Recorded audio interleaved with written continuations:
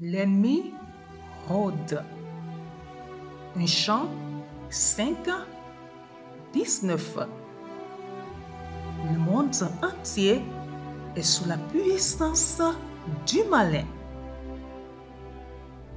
Ah, quelle idiotie pour la civilisation moderne d'avoir cessé de croire au diable. Chers auditeurs, nous pensons peut-être que notre amitié avec le monde est une relation neutre. Croyons-nous qu'à condition de nous référer à Dieu pour la plupart de nos décisions, nous soyons libres de poursuivre tout autre désir de notre cœur? Pensons-nous que seuls les péchés de rébellion sont graves? Nous sommes insensés si nous avons de telles pensées. Quand nous acceptons les philosophies de notre monde, c'est-à-dire les stratégies de ces faux systèmes, l'esprit de ces idolâtries, la défense de nos libertés et du bonheur en excluant Dieu, nous avalons du poison. C'est l'ennemi qui nous fait croire que nous pouvons rester neutres et que Dieu ne se soucie pas du lieu où nous mène notre cœur.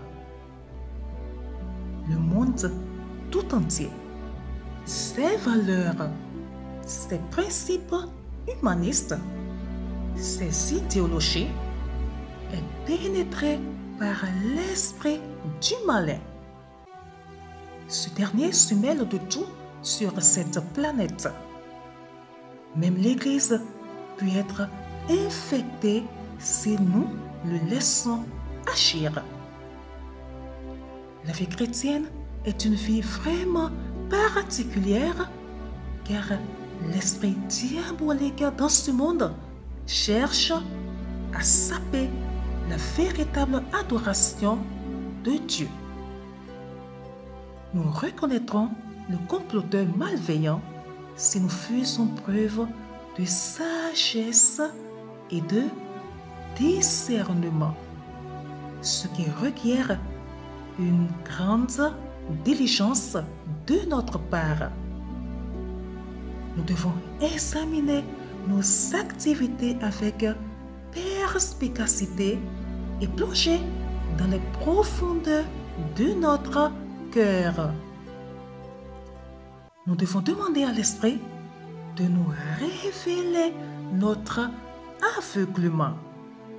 Sinon, nous finirons par être complices de l'ennemi du Dieu très haut.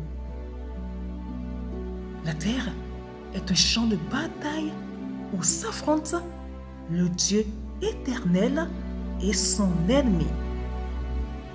Cet ennemi ne respecte aucune règle ou engagement et n'est soumis à aucune morale ou obligation. Nous nous soumettons à lui aisément et fréquemment, mais c'est involontaire. Nous ne faisons que nous conformer à notre culture et à notre intuition. Et Dieu nous appelle à demeurer totalement en lui. Bien-aimés, nous devons boire la coupe de la sainteté, manger le pain de sa parole et vivre en communion avec son esprit. Il est notre seul refuge derrière les lignes ennemies. Bonne méditation à vous et shalom!